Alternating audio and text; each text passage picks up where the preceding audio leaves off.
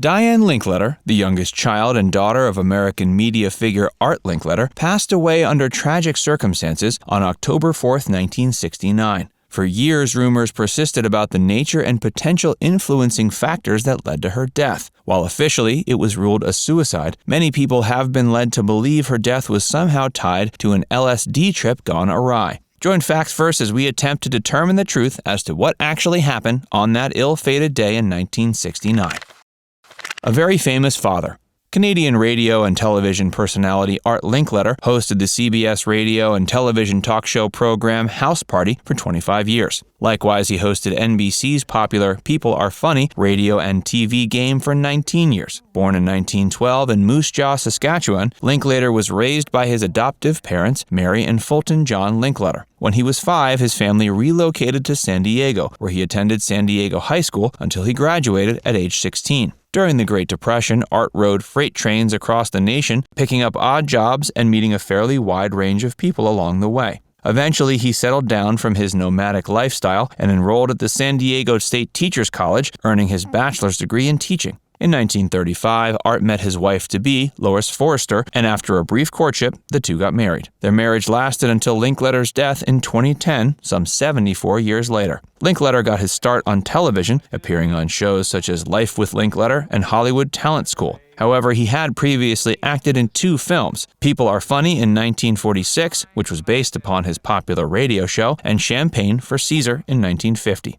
In total, Art had 5 children with his wife Lois: Arthur Jack, Robert, Sharon, Dawn, and Diane. Tragically, 3 of these children passed away within his lifetime. His son Robert died in a car accident in 1980, and his son Arthur in 2007 after a bout with lymphoma. But perhaps the most infamous death he had to witness was of his youngest child Diane, who died at age 20 on October 4th, 1969. Hey, if you're enjoying this video so far, be sure to give it a like and subscribe to Facts First for more, and stick around for more about Diane Linkletter's death.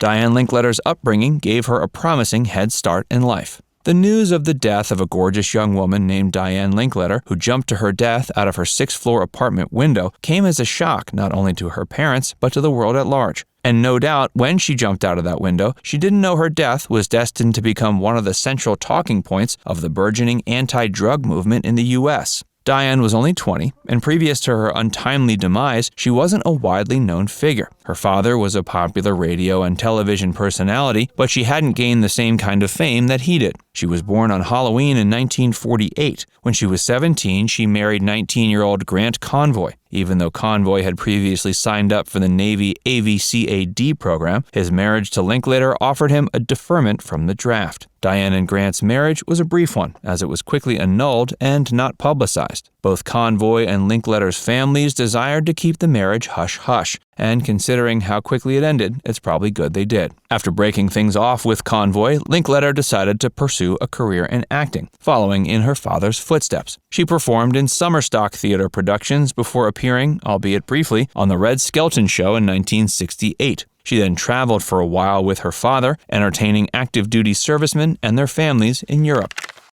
The death of Diane Linkletter left many questions unanswered. Even before an autopsy was performed, Art Linkletter had speculated, when talking to the media, that his daughter had taken LSD the evening before her death. But it would have been difficult for him to know this, seeing as how he had not spoken to her before she died. He was convinced she had taken the drug solely because of the testimony of his son Robert, who claimed she told him she had taken acid. Linkletter was quoted as saying, at the time, that her death couldn't have been a suicide because she hadn't been herself that evening. He further insisted that she had in fact been murdered by the people who manufacture and distribute LSD. But when Diane's autopsy results came back, it was determined she didn't show any signs of having any drugs in her system, and he quickly changed his tune. Instead of believing she had been driven to suicide by the direct effects of the mind-altering drug, he now insisted it was actually an LSD flashback that she had months earlier that prompted her to take her own life. The media had a field day with this anecdotal information and ran a story in the Connecticut-based newspaper The Morning Record on October 6, 1969, reiterating Linkletter's unfounded and unsubstantiated claims. In that article, Linkletter was further quoted as saying LSD brought out his daughter's emotional and dramatic dramatic side with disastrous results. But a careful reading of the article gives the reader a distinct impression that Linkletter was deep in denial about the cause of his daughter's death and was grasping at straws to make sense of it. Regardless, the article was the perfect vehicle to elevate the anti-drug narrative that was already beginning to pick up steam in the media at the time. Without doing much research or investigating the issue in more depth, they ran with it. And in time, the story had evolved into most people's minds to be gospel truth. This urban legend about a young girl who jumped to her death while high on LSD because she was convinced she could fly is a tale you still occasionally hear about to this day.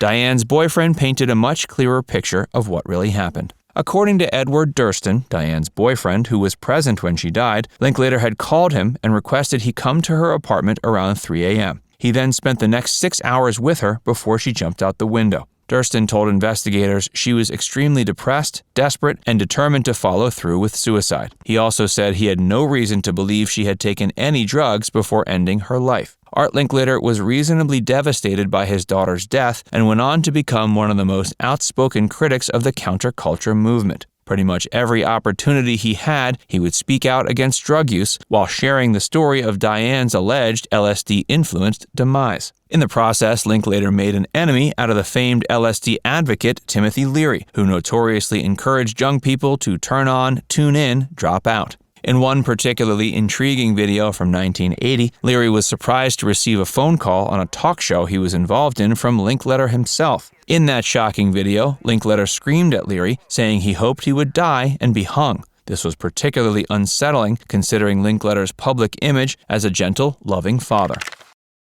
The real reason Diane committed suicide. It's not uncommon for family members of a person who committed suicide to try to convince others their death was less deliberate. No one wants to believe their child or loved one actually wanted to die. There's still, to this day, a great deal of stigma attached to suicide, so it's not difficult to understand why family members would try to obscure such matters to be a bit more socially acceptable. In the late 60s, this stigma was a lot more intense than it is today. Then it wouldn't have been permissible for someone who committed suicide to even be buried in places like church cemeteries. People grieve in wildly different ways. Some go into denial, rejecting any evidence that their loved one's death could have been anything but accidental. Art Linkletter's reaction to his daughter's death is a prime example of this. According to her boyfriend, Edward Durston, she had been very concerned about her identity and career. He says she also complained she couldn't be her own person. Diane's statements paint a picture of a deeply unhappy woman who ultimately became determined to put an end to her suffering. Furthermore, despite Linkletter's claim that his son Robert was told by Diane that she had taken LSD the night before her death, there's no evidence this call ever took place. If it did, it would be impossible to conclusively determine that her death was actually tied to any alleged drug use. As far as LSD flashbacks go, the jury is still out whether or not they're actually possible. Some believe they are, but others remain skeptical. We don't know if Diane had even ever taken LSD prior to her death, since the only thing that indicates she might have are just the words of her father, who was clearly very disturbed by her death and might have come up with the theory in a desperate attempt to make some semblance of sense out of her death. Now it's time to hear from you. Do you believe her suicide was somehow tied to LSD? Let us know in the comment section below. And before you go, make sure you give this video a like and subscribe to Facts Verse for more. Click the bell icon to stay updated on all our latest content.